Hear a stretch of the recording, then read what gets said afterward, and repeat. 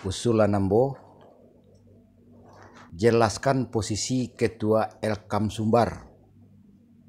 Berikut jelaskan posisi Ketua MUI Sumbar. Sampai saat kini seakan-akan seumur hidup beliau jabat. Usulan Nambo mulai diadokan ditetapkan periodeisasi.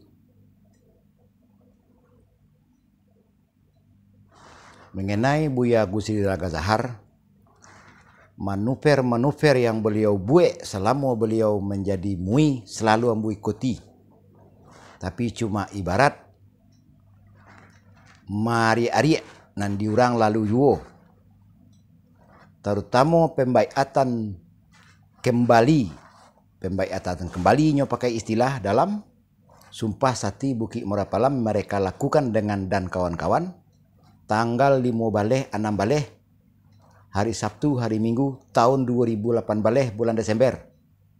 Itu ikrar tertulis, nol konsisten dengan ikrar.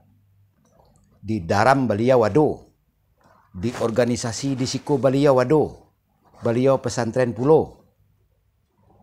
Ambo justru khawatir dengan manuver-manuver beliau go, nyogologo orang. Kami nang kanai. Politik di DKI nyo komentarinya, akhirnya beko karena diskriminasi, karena intimidasi Minang.